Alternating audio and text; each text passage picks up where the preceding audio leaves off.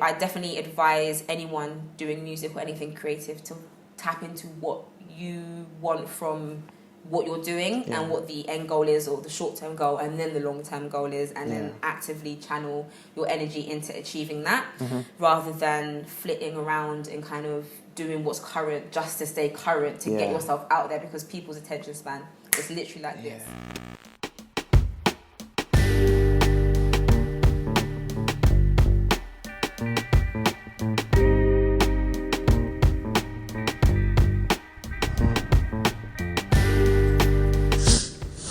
What's going on, everyone? Welcome back to another episode of the After You podcast. We're sat here with the lovely Miss Vocalz, and she is an amazing singer, songwriter, musician from Slough area, and we're going to sit down and just kind of talk a little bit about your life, your experiences, kind of where you've gotten to. So let's start with just a little bit about your background, just generally, like, you know, what got you into music, what got you passionate about it. I see you there with your guitar, so you know it's obviously a little bit of a clue away. A little bit of a clue. So for me, I started out singing. I've literally been singing my whole life. I grew up in church, so I attended Church God of Prophecy, which is in Britwell in Slough. Nice. That's my home church, and my whole family are musical. So my dad plays guitar, my brother plays pretty much any instrument he picks up, which is really annoying for us, but you know, he's a talented guy, God love him. My sister sings, my mum sings as well, and then I do a bit of both. So that's kind of how I got into music. Started songwriting when I was about 13. Nice. But before that I was just in choirs and school choirs and any other choir. Yeah, anything that was involved anything singing. Anything choir, that was group. me, I was there. So I kind of carried that through, and then got into writing music as a teenager. And then we kind of got into, I was actually in a group with two of my cousins called the Bradys, which is my family name. Nice. And we were kind of like Slough's answer to Destiny's Child. Yeah.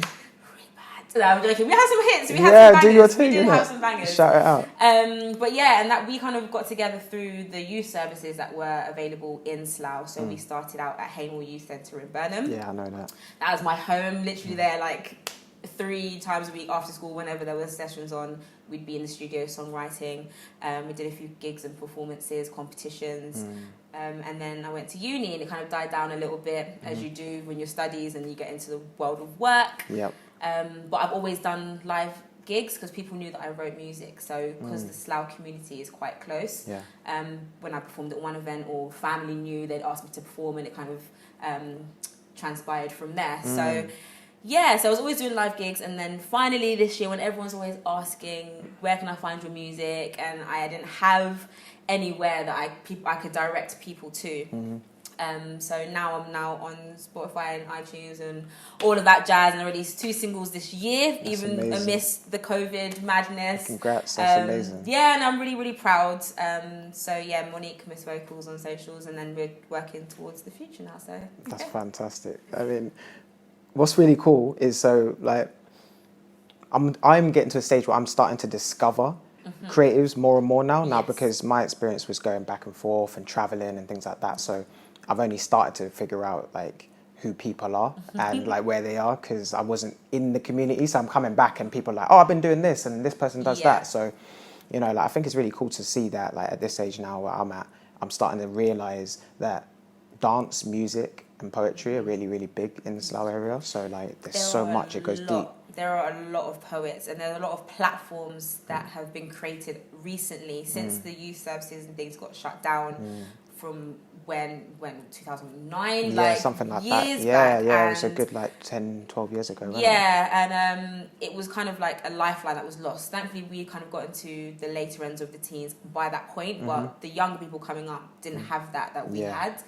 And I think that's kind of inspired a lot of us now as we're older to help out with the younger generation today. So now I kind of work with the youth services through Beat Roots, which is a youth charity set up in Slough for Slough young people, and seeing how they've all journeyed as well, how we kind of went through the process. It's nice to be able to have something that is still there that we can kind of feed back into the community. So it's really, really good fun. That sounds like really meaningful work, especially because, I mean, coming from the whole church background must be a unique perspective on the music industry. Like, you tend to find like I know can speak from guys' perspective. A lot of my friends went in to do rapping, and you know, it's just the common route for most men. And like for females, it's R&B, soul. But like, tell me what it's like, obviously evolving from the church, and you know, kind of having a bit more of that community aspect of singing. You know, like what was that kind of like? For me, it was very difficult because in church and stuff, and in Pentecostal church especially, with heavy Afro-Caribbean culture influence, they bring a lot of, you know, you can't do this and you can't do that, and this is blasphemy and this is you know, so it comes from all angles, so you feel like kind of limited to what you can do in terms of creatively expressing. What I've noticed is that a lot of my music is influenced from gospel music, in terms of like I listened to like Kirk Franklin, Fred Hammond growing up, and like even down to chord structures and some of it. So the way people hear my music and how I put chords together or melodies is heavily influenced from gospel. So that kind of puts a spin on things when I do the R&B or the pop stuff, because it's still got that gospel soul vibe to it. Yeah, I feel you. So that's been really, really influential and positive for me. I think what's been difficult is finding a balance between the message that you send out in your music and also being tied to Christian values and stuff. So I will always identify myself as a Christian and believe in God, but I also connect with a lot of things in the world and things that I've gone through in my personal life that I can help other people with. And I think that that's also important to translate through music as well, because music speaks to people on all levels and it's a universal language. So that's kind of where I've tried to tap into, and I've helped a lot of people along the way just through, you know, them listening to the music that I've created. So would you say that, you know, singing in a group environment, like a choir, like a group setting at church, like you find it inspired you more when you were singing because you obviously saw other people doing it? And then did that also, when you went off and did your own thing individually, did you find that you had more of your own grounding and understanding? It definitely helps, most obviously in the studio, because I understand 3, 4, 5-part harmonies and stuff, so I can do my own backing vocals and add that flavour to it, where I've had kind of the quiet influences from before. So I'm still singing groups now. I'm part of the Soulful Sisters from Slough. Hey. Shout out to it's myself, my sister, Bex, who's part of the Slough Music Service, and another lady, Charlene. And yeah, man, we just get together and have a whole bunch of fun, and because we're all musically inclined, but we all have similar but yet different tastes, we all bring something different to the table, so it comes together really, really well. So yeah, it's definitely got a massive influence from being in groups, and it means that I can work well with other artists as well. So if I go and work with a rapper, it's helped me pick up people's energies and bouncing off that as well to create the best product for the music. So yeah, it's a massive part of what I do.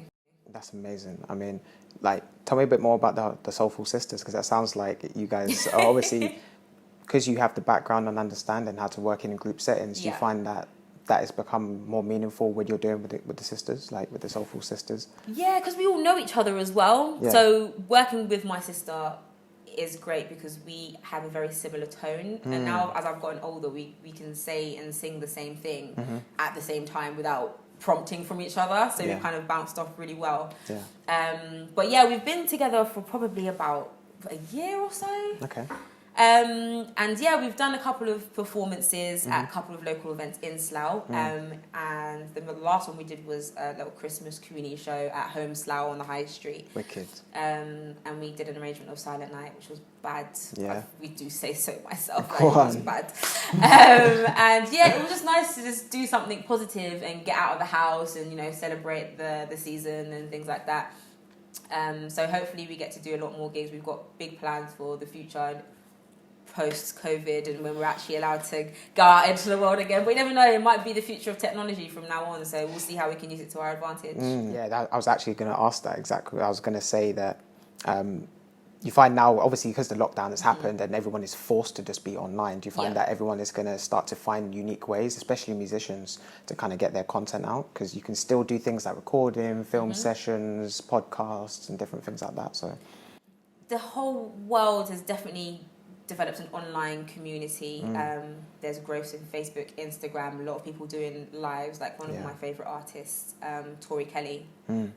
Incredible singer-songwriter. And she was doing her live Instagrams. I think it was every week or every day. Was it every day? At one point it was every day, but I think it went to every week.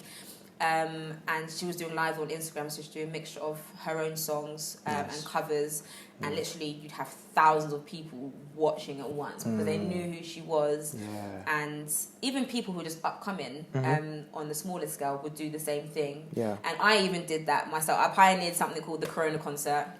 Go on Facebook. I was in a few Facebook groups and people found out that I sang, and I was like, yeah, sure. So I just jumped on live and took a few requests and a few songs that I do from when I've done my live gigs and things. Just entertain the masses. I enjoy singing, so it doesn't bother me. I'm in my bedroom, I've got an instrumental on, and they enjoy, you know, hearing it and just having something on, even if it's in the background, you know, because you're trapped. So you've got access to the whole world with the internet, and I think that's really important right now, especially.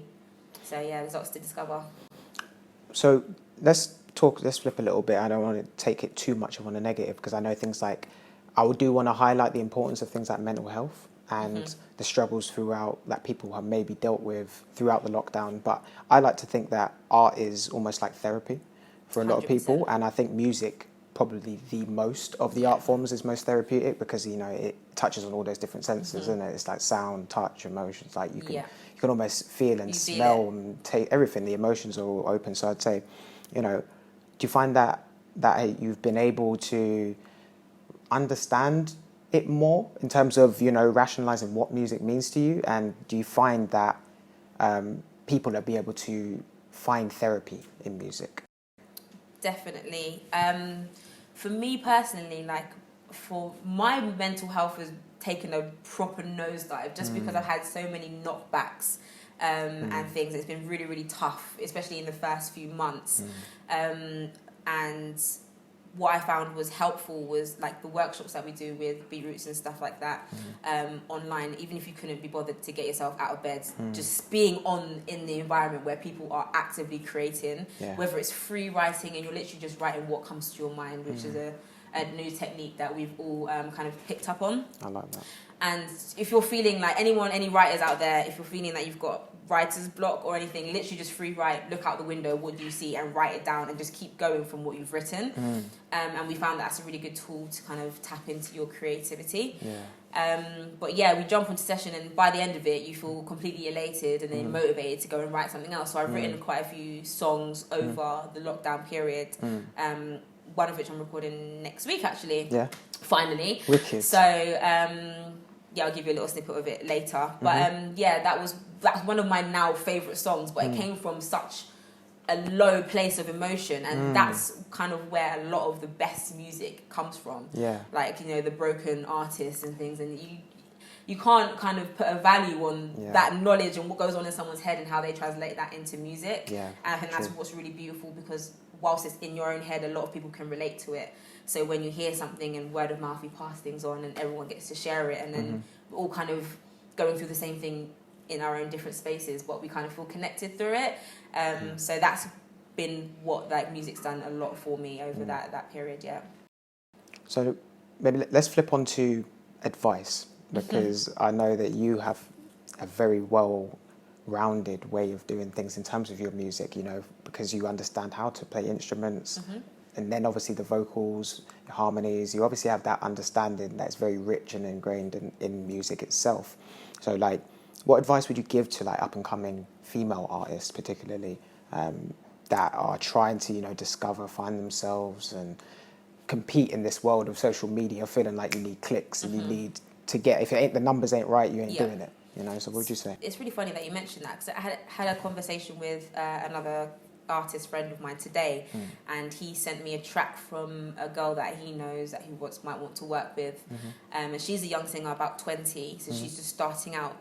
And he sent me one of the tracks, and the track's amazing. Like, she's got a really lovely tone.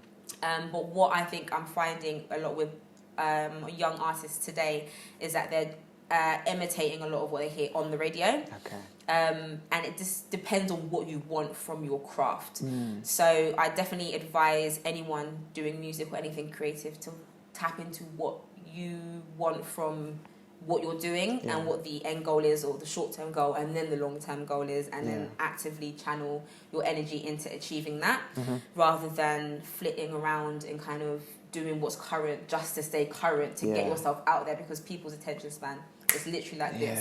You know, from when we had Vine, 6 seconds, Snapchat, 10 seconds, Instagram was 15 seconds. Do you know what I mean? You're right. Everything is short. It's time limit. Exactly.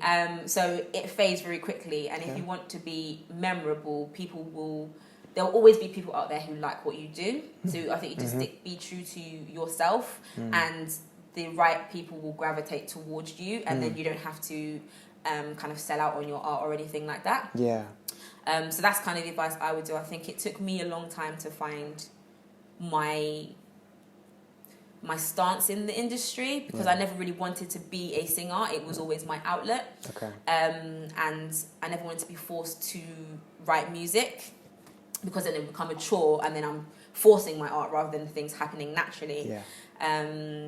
Now I've kind of developed, and it's a lot easier for me to be constructive and write songs that are industry ready or radio ready.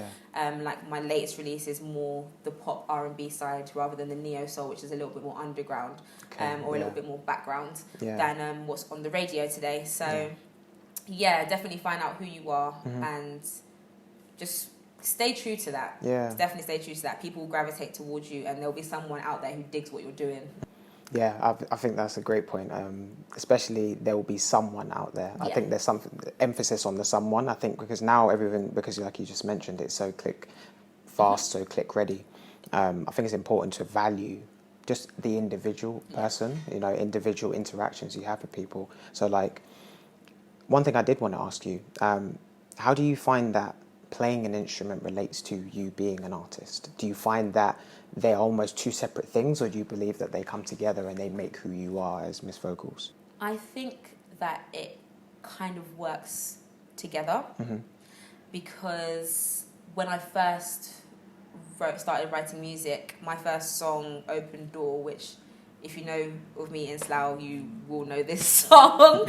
And I wrote that on guitar. When I first learned my first 4 chords, I was like, oh, I know 4 chords, I'm going to make a song. And I made a song.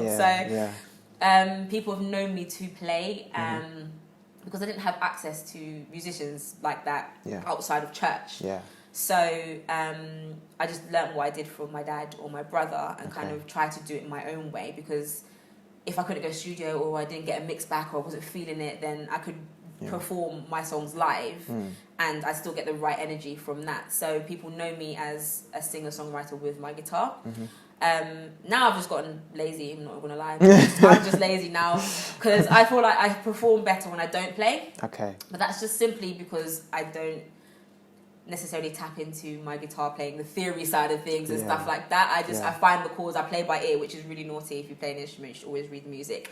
But I love the chords that I come up with. It's more feeling rather than theory. But now I work with a guitarist who I perform with, and I'll make something up, or I'll compose something, and then I'll teach it to him, and he'll play it better than me, and I'm like, it's great, and then we move.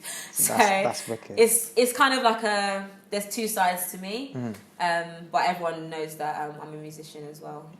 That's wicked.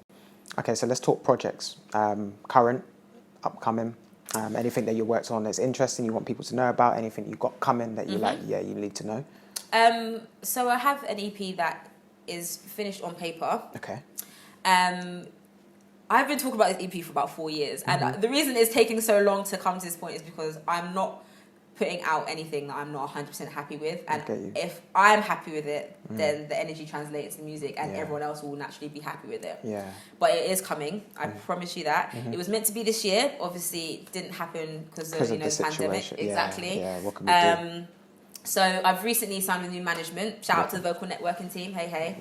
So we are working on new tracks at the moment, and I might be revamping the EP in light of the situation, so that it can still get produced a bit quicker and get put out there.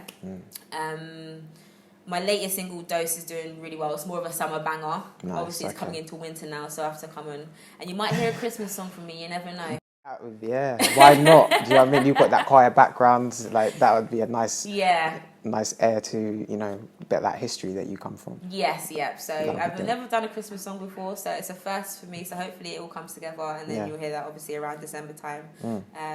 But yeah, I've got a song, acoustic song, should be coming out maybe November time. Okay. And then someone else has done a soul remix as well. I worked with a DJ and producer called Andy, really lovely guy, and he's taken a song that I did with one of my friends, D Grant, formerly known as Knowledge. People know him from Slough. And we used to be part of like a duo group, a neo-soul duo group. He rapped, I sang, and then the song Smile. So that song's been remixed and it's going to be out on vinyl. So it's a proper 80s, 90s sounding soul track. So it's wicked. I'm really excited about it. So that will be coming out at the end of the month. So yeah, that's kind of what's going on at the moment. Amazing. I guess the last thing that I would like to do is, you know, I just been recently obviously asking the question, but you know, what kind of advice would you give to a younger version of yourself who is entering into the passions of music? Like you kind of had the foresight. What would you say? Record your stuff. I had a bank of music, and I'm so grateful that I actually wrote it because it helped me kind of mold myself into the songwriter that I am today. So whether the songs came out or not, like the fact of the matter is now that my songwriting's been tailored, I've had the experience to kind of thank for that. But just to keep going with it and to network. The power of networking is incredible, and I've met so many amazing people. Take advantage of the people that you know, just conversate, and you never know what could come of it. And I probably would have been a lot further if I had taken that advice a few years earlier. But stronger and wiser, so hindsight's 2020, isn't it?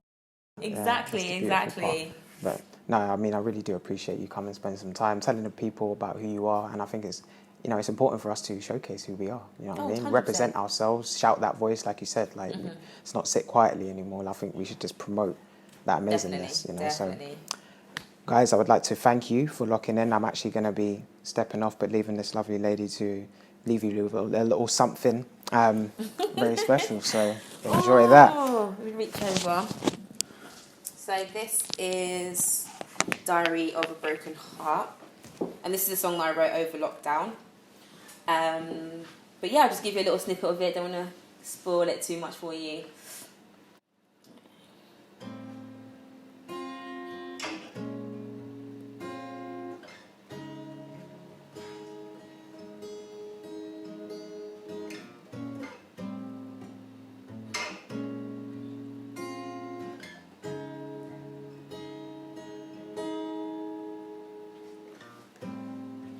I feel the cold washing over me.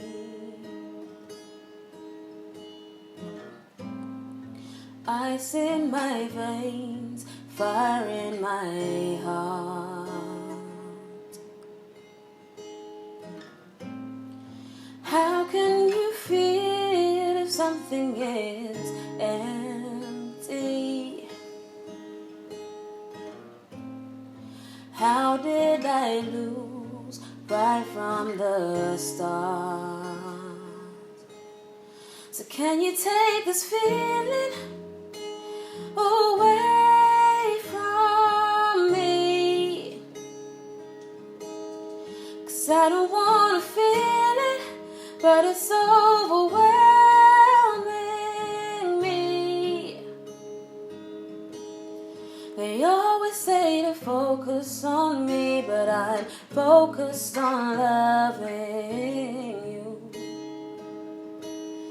So can you take this feeling and your memories too, so I can get over you, yeah.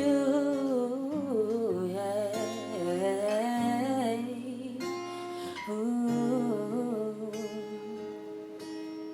I need to get over you.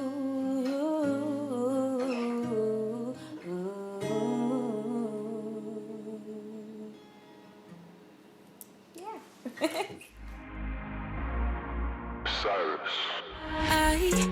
lie to you.